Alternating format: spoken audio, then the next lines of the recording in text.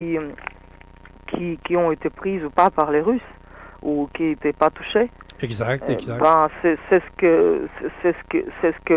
il y a certaines choses qu'on peut entendre ici sur les infos plus ou moins, enfin plutôt mensongers qu'autres, mais moi, je suis une femme, je m'intéresse pas tellement à la politique, je suis pas un politicien, mais tout ce que je sais, c'est que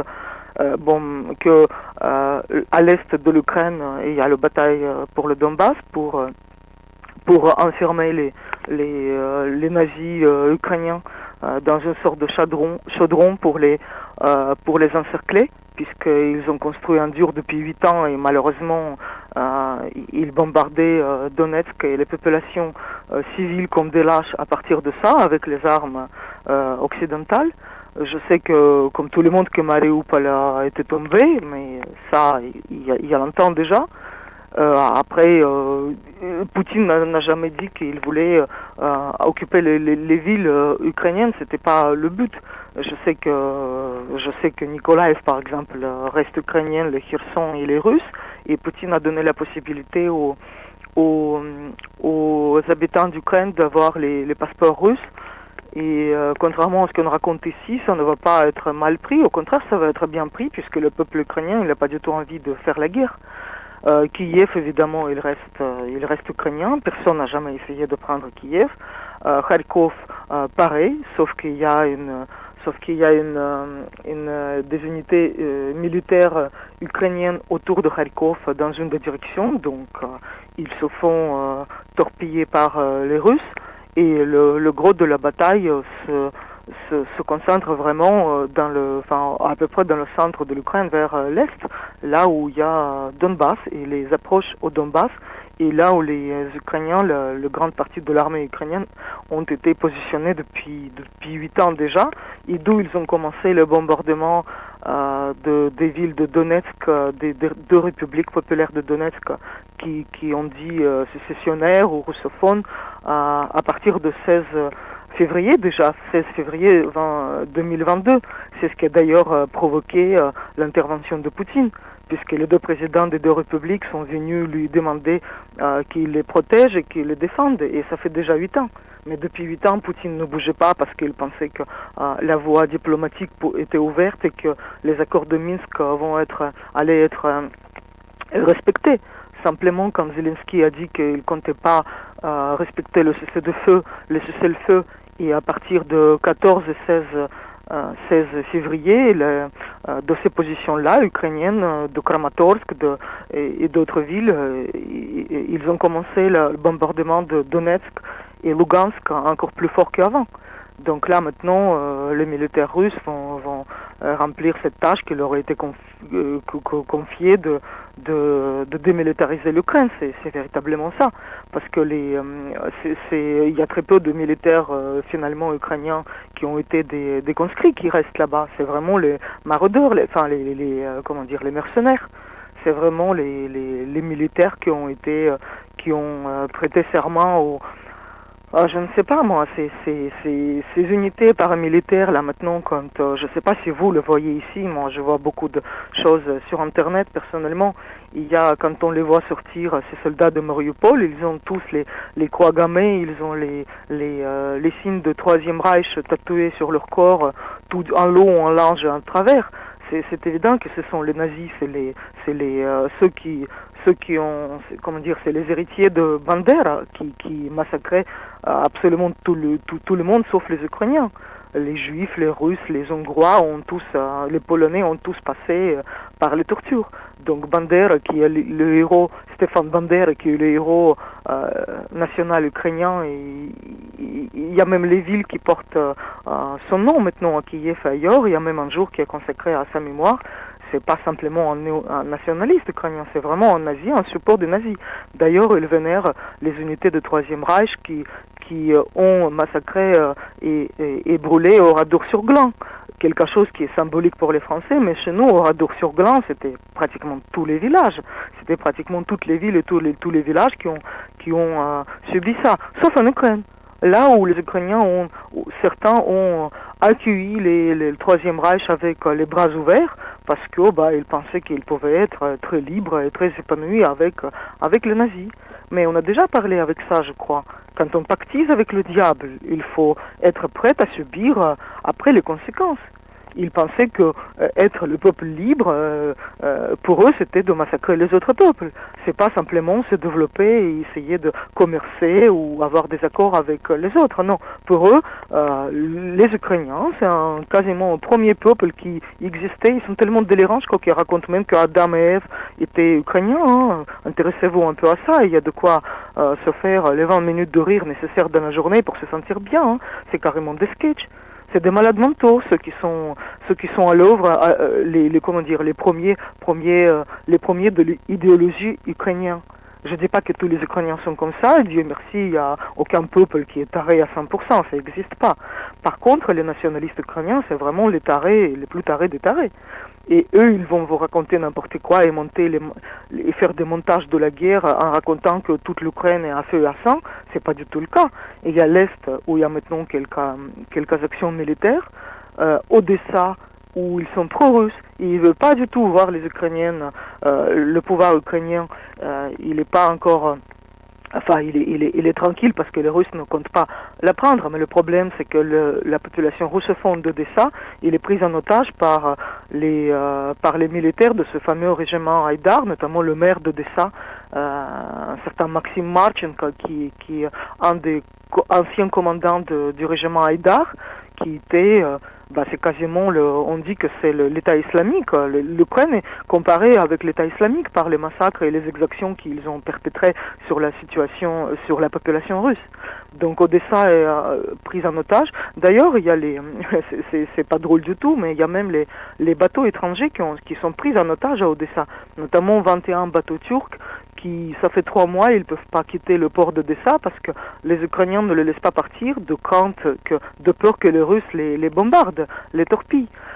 Et ils prétendent le danger que la mer Noire est minée. Alors forcément, il y a des mines puisque les Ukrainiens eux-mêmes l'ont minée. Et alors les Russes ont dit qu'ils ont sécurisé un couloir, donc tous les bateaux étrangers qui veulent quitter le port d'Odessa peuvent le quitter. Mais les Ukrainiens ne leur donnent pas l'autorisation. Vous savez comment ça se passe, hein? Le bateau ne peut pas juste quitter le port comme ça d'un pays. Il y a des douanes et autre chose.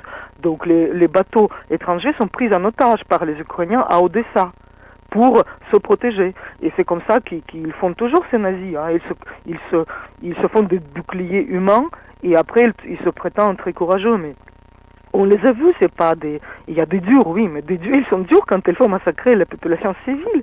C'est pas des vrais combattants. Un vrai combattant, il est courageux. C'est pas juste un lâche qui s'est fait des tatouages de Troisième Reich avec les 3 gamins. Alors, une question de la nation. Alors, garçons, comment ils ont vous m'entendez? Vous m'entendez? Pardon? Vous m'entendez? Oui, là, je vous entends. Parlez un peu plus fort, monsieur Abbassi. D'accord. Une question, autre question. Actuellement, puisque vous écoutez médias russes, selon les médias russes, quels sont les pays dans le monde qui soutiennent la Russie? Mais je n'écoute pas du tout en fait les médias. Vous le savez quand même, c'est vrai que certains pays européens, ils ont accepté de payer en roubles, ça c'est autre chose. Mais dans le monde, au moins, il y a certains pays qui soutiennent la Russie. Ça, vous ne le voyez pas dans les médias, sur l'Internet, qui sont ces pays-là? En fait, ce que je sais, c'est que 80% des pays ont refusé de soutenir les sanctions contre la Russie. Tous les pays pauvres, tous ceux qui ont intérêt à survivre plutôt que de jouer dans le cours des Américains pour défendre les intérêts des Américains. Mais je vous dis véritablement, j'écoute jamais les médias russes, hein, parce que ça m'intéresse pas. J'écoute ici les médias français. Par contre, j'ai des infos de la Russie, des vraies infos. Voilà, oui. Dites-nous si. J'aimerais bien savoir, parce que moi j'ai certaines informations, mais je sais que vous savez mieux que nous. Quels sont des pays qui n'ont pas accepté les conditions des États-Unis contre la Russie, à part de certains pays européens qui payent en roubles le gaz, mais d'autres pays, par exemple, vous savez, j'ai entendu Ramazan Kadyrov hier, il disait, si Poutine nous ordonne, après l'Ukraine, on va aller à côté. Ça, c'est autre chose. Alors, quand Ramazan Kadyrov, il dit ça, c'est un patron de l'armée musulmane de Tchétchène liée avec Poutine, qui considère Poutine comme son père, et bien sûr, il est soutenu par certains pays musulmans, Kadyrov, ça je le sais, tout le monde le sait. Alors, quels sont tous ces pays-là dans le monde qui soutiennent actuellement la Russie selon vous, allez. Je sais qu'il y a les Européens qui en douce ou plus ou moins ouvertement sont d'accord de payer en rouble maintenant pour le gaz russe parce qu'ils n'ont pas le choix. Je sais que les pays pauvres, tout ce qui est Inde, Pakistan et d'autres pays, la Chine par exemple non plus, ils n'ont pas intérêt à aller contre les Russes. Après, l'Amérique latine non plus, ils peuvent pas non plus prétendre que les Américains sont leurs grands amis. Pour les pays musulmans, Kadyrov c'est la partie de la Russie, Tchétchénie fait partie de la Fédération de Russie, c'est pas un pays musulman. Mais en fait, ce qu'il y a, c'est qu'il y a des Tchétchènes qui sont contre Kadyrov et contre Poutine évidemment, c'est ceux qui faisaient partie parce qu'il y a beaucoup de Tchétchènes qui sont partis combattre pour l'État islamique contre la Russie justement. C'est ceux-là que vous retrouvez en France ici, là, les Tchétchènes qui sont ici en France. Pour la plupart, je ne sais pas tous, peut-être pas, mais pour la plupart, ils étaient pour l'État islamique en Russie. Et Kadyrov, c'est quelqu'un qui est musulman, certes, mais je ne sais pas si on peut le dire qu'il est modéré.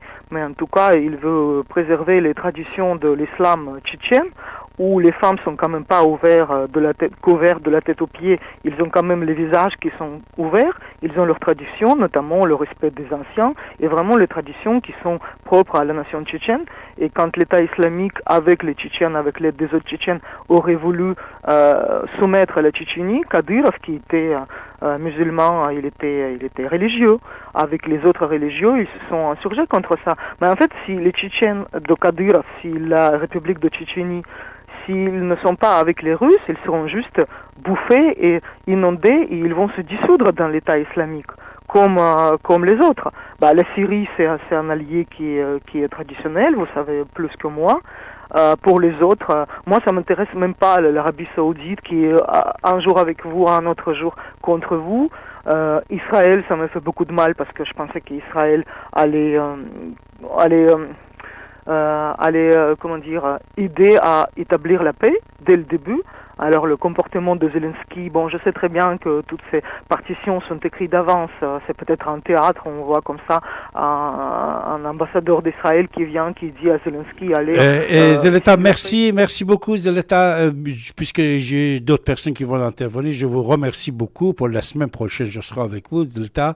Vous allez trouver... selon les informations qu'on le trouve sur l'Internet ou à droite à gauche, les noms de certains pays qui soutiennent la Russie, même si quelqu'un d'autre va faire ça. Merci Zlata, merci beaucoup, on va prendre Ibrahima. Ibrahima, bonjour, bonsoir, comment ça va? Allez, on vous écoute.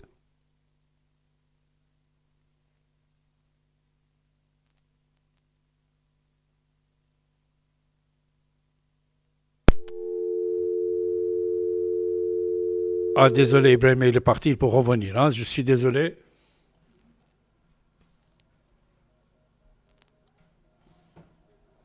Ok. Ibrahim, ça s'était coupé. Vous pouvez revenir. Chantal aussi, vous pouvez revenir. Et il y avait une petite mauvaise manipulation. Vous pouvez revenir. On va vous le prendre tout de suite. Merci Zelta pour les informations. Mais Kadyrov... vous savez, il était allé en Arabie Saoudite, il était bien accueilli à l'époque. Hein, et même, on avait ouvert la Mecque, l'intérieur, pour lui. Ça, on ne le fait pour personne. Pour personne, on ne fait pas ça. Et il est entré à l'intérieur de la Mecque, de Kaaba, enfin. C'est-à-dire une visite assez spéciale. Pour lui, il disait c'est le miracle.